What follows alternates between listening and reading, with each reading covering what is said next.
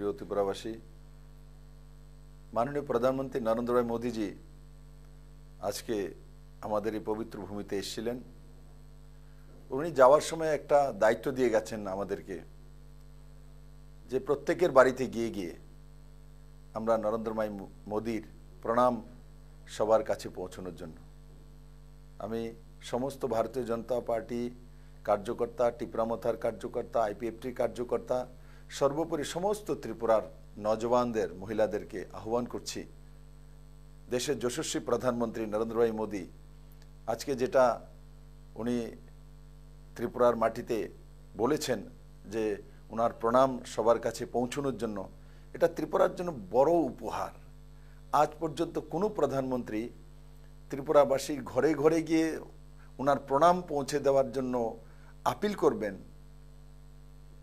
আমার জানা মতে আজ পর্যন্ত কোনো প্রধানমন্ত্রী এই কাজটি করেননি।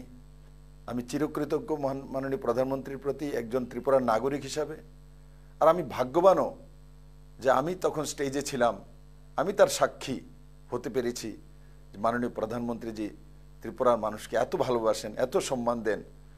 আর ওনার মতো একজন বিচক্ষণ রাজনৈতিক ব্যক্তিত্ব, স্টেটসম্যান, উনি ত্রিপুরার জাতি জনজাতি সবার জন্য বলেছেন। উনি বলেননি যে কমিউনিস্টের বাড়িতে যাবে না, উনি বলেননি যে কংগ্রেসের বাড়িতে যাবে না, উনি বলেননি জাতপাত দেখে যাও, উনি বলেছেন ত্রিপুরার সমস্ত বাড়িতে যাও আর গিয়ে নরেন্দ্র ভাই মোদীর তরফ থেকে প্রণাম বলবে। এটা আমাদের জন্য অনেক অনেক ভাগ্যের বিষয়। আর আমি আশা করি সারা ত্রিপুরা রাজ্যে প্রত্যেকের বাড়িতে গিয়ে মোদীজির যে আকাঙ্ক্ষা, যে প্রণাম জানানো, সেটা নিশ্চিত সবাই মিলে পৌঁছবে। আর আগামী 19 তারিখ গণদেবতাদের পরীক্ষা, সেখানে আমাকে প্রার্থী বানানো হয়েছে ভারতীয় জনতা পার্টির পক্ষ থেকে।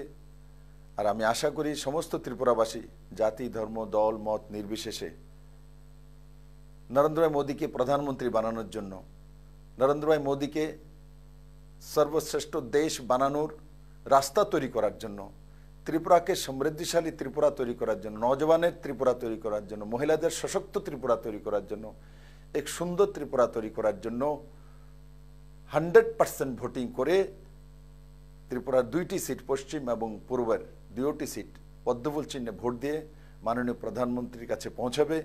আর আমি তার জন্য সমস্ত ত্রিপুরাবাসীকে, সমস্ত ভারতীয় জনতা পার্টির কার্যকর্তাকে করজোড়ে নিবেদন করছি, বেরিয়ে পড়ুন। ঘরে আর থাকার সময় নেই, এখন আমাদেরকে ত্রিপুরা বানানোর সময়। এই যে 19 তারিখের ভোট হবে, সেটাই সশক্ত ত্রিপুরা বানানোর মন্ত্র। আর এই মন্ত্রে আমরা 100% ভোট করে নরেন্দ্র ভাই মোদীকে ত্রিপুরা থেকে 2টি সিট, 2টি পদ্মফুল আমরা পাঠাবো। আমি আপনাদের সহযোগিতা চাই, আপনাদের বিশ্বাস চাই, আপনাদের ভালোবাসা চাই, আপনাদের আশীর্বাদ চাই। বিপ্লব আপনাদেরই ছেলে, আপনাদেরই ভাই।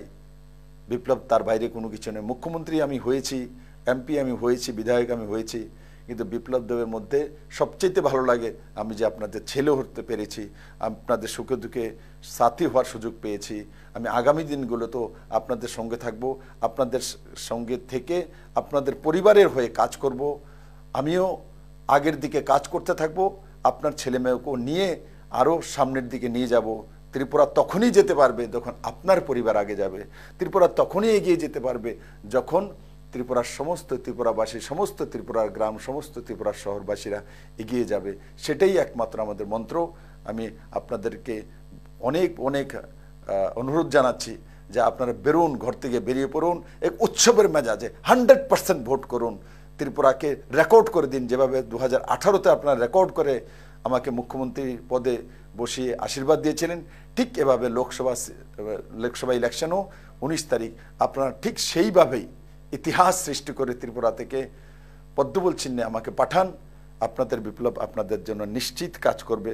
কারণ কি, কাজ ছাড়া বিপ্লবদেব বসে থাকে না, এটা বিপ্লবদেবের আদত। কারণ আমার জন্ম আপনাদের মধ্যে হয়েছে, আমার জন্ম অন্য কোনো জায়গায় হয়নি, এই মাটিতে হয়েছে, এই ভূমিতে হয়েছে, আপনাদের মধ্যে হয়েছে, ত্রিপুরেশ্বরী মায়ের এই পবিত্র ভূমিতে হয়েছে।